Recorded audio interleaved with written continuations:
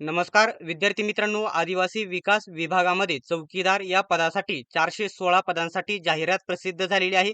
आणि जेवढे पण आदिवासी विकास विभागाचे प्रकल्प आहे त्यांच्यानुसार या जागा आहेत. तर आजच्या व्हिडिओमध्ये नोकरीचे ठिकाण कोठे कोठे असणार आहे, त्याच्यानंतर प्रमोशन याच्यामध्ये होते का, आणि होत असेल तर किती वर्षांनी होते, आणि पहिला पगार हातामध्ये किती भेटतो, आणि याच्यामध्ये जे चौकीदार पद आहे यासाठी कोणकोणती कामे तुम्हाला करावी लागणार आहेत, डिटेल्स मध्ये संपूर्ण माहिती सांगणार आहे. फक्त व्हिडिओ शेवटपर्यंत बघा. आणि या चौकीदार पदभरतीसाठी आपण जो स्पेशल टेलिग्राम ग्रुप बनवलेला आहे, नक्की जॉईन करा. लिंक तुम्हाला डिस्क्रिप्शन मध्ये भेटणार आहे. विद्यार्थी मित्रांनो, आता ही जी जाहिरात आलेली आहे या पदभरतीची सविस्तर पूर्ण जाहिरात आपल्या टेलिग्राम ग्रुपवरती आहे. टेलिग्राम ग्रुपची लिंक डिस्क्रिप्शन मध्ये आहे, तिथे जॉईन करून तुम्ही येथे जाहिरात बघू शकता. आता समजा इथं अकोले तालुका राजूर येथे जागा जे आहेत ना, तिथे कॅटेगरी वाईज 15 जागा आहेत, आणि इथे कॅटेगरी वाईज बघू शकता. अशा सर्व जे प्रकल्प आहेत ना त्यांच्यानुसार जागा इथे कॅटेगरी वाईज जागा बघू शकतात. आता सर्वात महत्वाचा आपला जो प्रश्न आहे की नोकरीचे ठिकाण कोठे कोठे असणार आहे, याच्यामध्ये तुम्हाला नोकरी कोठे करावी लागणार आहे, या प्रश्नाचं उत्तर बघूया पहिल्यांदा. त्याच्यानंतर प्रमोशन, पगार आणि काम काय काय असते याच्याबद्दल माहिती मी तुम्हाला देतो. आता पहिला प्रश्न काय आहे, नोकरीचे ठिकाण कोठे कोठे असते. आता इथं बघू शकता, ज्या जागांचा जो तक्ता आहे ना मी इथे ओपन केलेला आहे, जवळजवळ याच्यामध्ये किती, तर 29 हे काय आहेत, आदिवासी विकास विभागाचे प्रकल्प आहेत, म्हणजे ऑफिसेस आहेत. ठीक आहे, काय आहेत, ऑफिसेस आहेत. ते एकूण किती आहेत, तर 29 आहेत. ठीक आहे, किती आहेत हे, 29. आता जॉब लोकेशन कुठे असणार आहे, आता आता याच्यापैकी कोणत्याही एका प्रकल्पामध्ये, म्हणजे कोणत्याही एका ऑफिसला तुम्ही फॉर्म भरू शकता. आता इथं आहे गडचिरोली, आता गडचिरोलीमध्येच भामरागड हे येतं. त्याच्यानंतर म्हणजे गडचिरोलीमध्ये 2 प्रकल्प आहेत असं तुमच्या लक्षात येईल. त्याच्यानंतर भंडारा, चिमूर, आता हे चंद्रपूरमध्येच आहे असं वाटतं. ठीक आहे, अशा प्रकारे वेगवेगळे हे प्रकल्प आहेत. समजा आता जॉब लोकेशन कोठे असणार आहे मी तुम्हाला इथे सांगतो. आता समजा इथं नाशिकला किती जागा आहेत, तर नाशिकला आहेत 34 जागा, आणि कळवणला आहेत 42 जागा. आता एक गोष्ट लक्षात घ्या, समजा मी आता जेथे फॉर्म भरायचा आहे, समजा मी फॉर्म भरला इथं शहापूरला. ठीक आहे, शहापूरला भरला, इथं आहेत 19 जागा. ठीक आहे, 19 जागा आहेत. परंतु येथे मला जर जॉईन केलं तर शहापूरमध्येच तुम्हाला कुठे या जॉब कुठे असणार आहे हे नीट लक्ष द्या. जे आदिवासी विकास विभागाच्या जेवढे पण आदिवासी हॉस्टेल्स म्हणजे वसतिगृह आहेत, त्याच्यानंतर आश्रमशाळा आहेत, या ठिकाणी तुम्हाला जॉब करायचा आहे. कुठे कुठे तुमचं जॉब लोकेशन असणार आहे, म्हणजे मी जर शहापूरला फॉर्म भरला तर शहापूर विभागाअंतर्गत, प्रकल्पग्रस्ताच्या अंतर्गत येणारे आदिवासी विकास विभागाच्या ज्या आश्रमशाळा आहेत, त्याच्यानंतर आदिवासी विकास विभागाचे जे ऑफिस आहे, त्याच्यानंतर आश्रमशाळा आहे, वसतिगृह आहे, हॉस्टेल, मुलाचे महिलांचे जे हॉस्टेल आहेत मुला मुलींचे, त्याच्यामध्ये तुम्हाला चौकीदार म्हणून काम करावं लागणार आहे. कुठे, आता समजा पुन्हा एकदा समजावून सांगतो. मी फॉर्म भरला सोलापूर प्रकल्पाअंतर्गत मी फॉर्म भरला, तर त्या प्रकल्पाच्या अंतर्गत येणारे आश्रमशाळा, वसतिगृहे, त्याच्यानंतर जे सोलापूर हे खुद्द जे प्रकल्प आहेत, तिथे ऑफिस, तिथे तुम्हाला या 3 ठिकाणी वेगवेगळ्या ठिकाणी जे संस्था आहेत, ज्या शाळा आहेत, वसतिगृह आहेत, त्याच्या ठिकाणी चौकीदार म्हणून तुम्हाला काम करावं येथे लागणार आहे. ठीक आहे, जॉब लोकेशन सांगितलं. असं नाही की मी इथे फॉर्म भरला शहापूरला आणि तुम्हाला नाशिकला जॉईनिंग भेटेल, असे नाही. तर डहाणूला भरला तर त्याच्या अंतर्गत येणारे आश्रमशाळा, वसतिगृहे, अशा ठिकाणीच तुम्हाला जॉब लोकेशन भेटणार आहे. ठीक आहे. आता दुसरा प्रश्न आहे की प्रमोशन किती वर्षांनी होते. आता याच्यामध्ये प्रमोशन होते का, तर याच्यामध्ये 100% प्रमोशन होते. त्याची एक म्हणजे प्रोसेस आहे, ती तुम्हाला पहिल्यांदा सांगून देतो. आता हे चौकीदार जे पद आहे, गट ड चं पद आहे, आणि ही पदभरती जवळजवळ 10 ते 12 वर्षांनी जवळजवळ ही पदभरती केली जात आहे. ठीक आहे. आता याच्यामध्ये प्रमोशन होण्यासाठी जवळजवळ 12 ते 15 वर्षाचा कालावधी लागेल. किती, 12 ते 15, 10 वर्षाचा, 10, 12, 15, 10 ते 12 वर्षाचा धरून चला, याच्यामध्ये कालावधी लागतो.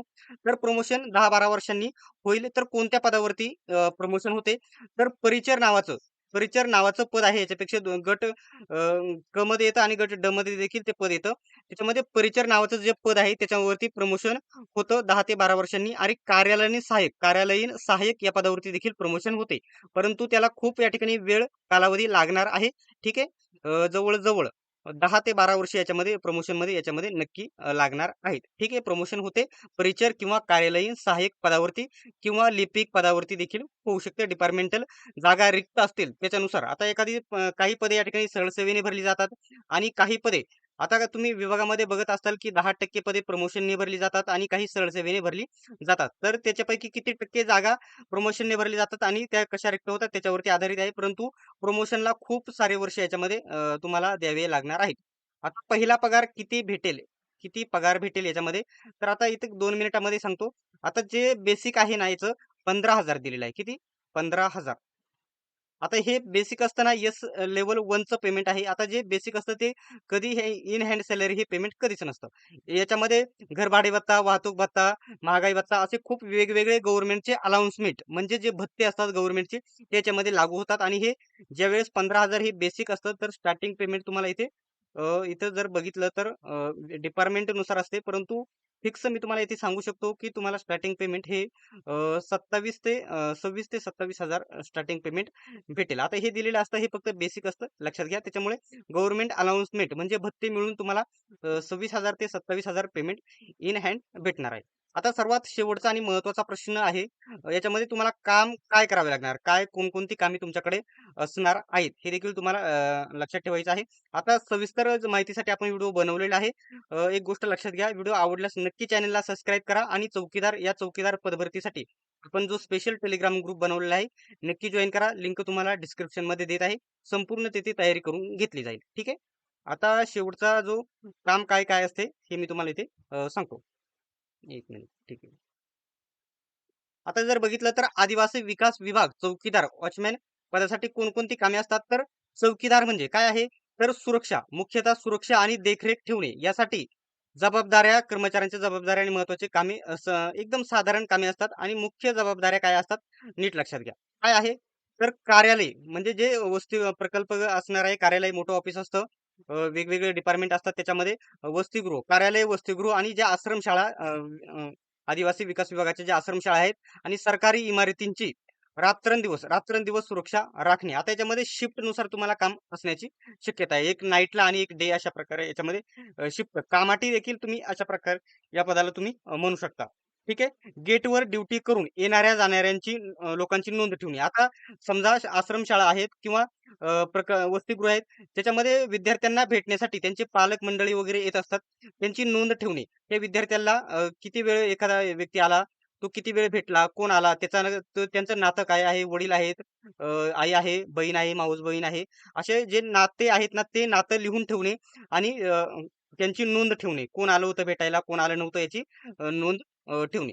ठीक आहे. संशयास्पद हालचाली दिसल्यास तत्काळ वरिष्ठांना कळवणे. आता त्याच्यामध्ये वेगळी वळणी असतात. काही हॉस्टेल, वसतिगृह याच्यामध्ये असतात. तक्रार निवारण करणे याच्यामध्ये देखील तुम्ही म्हणू शकता.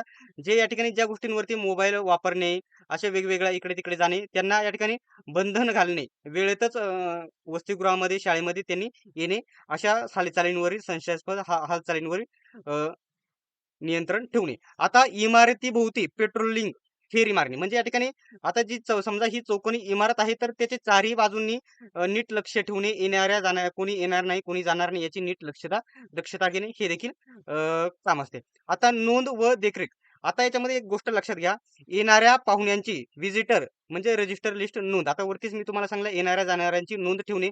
वाहने, आता वाहने जर येत असतील तर त्यांची नोंद ठेवणे. ठीक आहे. ड्युटी वेळेत परिसरात स्वच्छता राखणे, शिस्त राखली जाते की नाही याची पाहणी करणे आणि जर शिस्त राखली जात नसेल तर वरिष्ठ जे असतात त्यांच्याकडे तक्रार करणे किंवा त्यांच्यापर्यंत माहिती पोहोचवणे.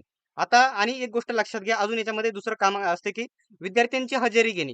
आता याच्यामध्ये जर जे वरिष्ठ अधिकारी हॉस्टेल्स किंवा जे वॉर्डन आहेत ना, हॉस्टेलचे वॉर्डन वगैरे असतात ते अ, त्यांच्यासाठी त्यांच्या कानावरती घालणे. जर ते नसतील तर विद्यार्थ्यांची हजेरी घेणे. हजेरी घेणे म्हणजे अब्सेंट आहे, प्रेझेंट आहे त्याची संपूर्ण माहिती तुम्ही ठेवणे गरजेचं आहे. आणि एखाद्या विद्यार्थ्याला समजा घरी जायचं आहे, तर तो कधी, कोणत्या तारखेला घरी गेला, कोणत्या तारखेला आला याची देखील नोंद ठेवणे. ठीक आहे. आणि तो आल्याच्या नंतर नोंद ठेवणे आणि ती सर्व माहिती वरिष्ठांपर्यंत पोहोचवणे अशाच प्रकारचे काम याच्यामध्ये असणार आहे. बाकी एकदम नॉर्मल काम असणार आहे.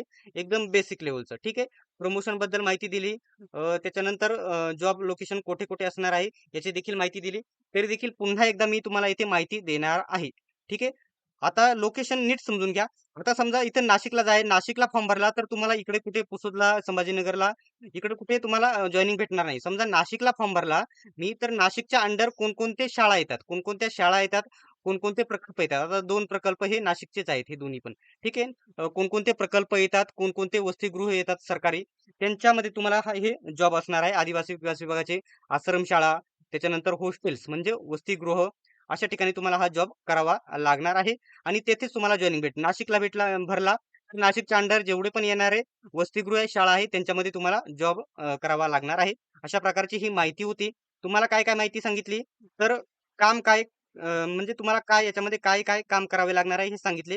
हातामध्ये एकूण किती पगार भेटेल ही माहिती सांगितली. प्रमोशन होईल की नाही आणि झाले तर किती वर्षांनी कोणत्या पदावर होईल हे देखील सांगितले आणि नोकरीचे ठिकाण तुम्हाला कुठे असणार आहे हे देखील तुम्हाला सांगितलेले आहे. तुम्ही किती फॉर्म भरू शकता याचे तर तुम्ही एकच फॉर्म भरू शकता. ठीक आहे. तर आजचा व्हिडिओ तुम्हाला कसा वाटला कमेंट बॉक्समध्ये नक्की सांगा.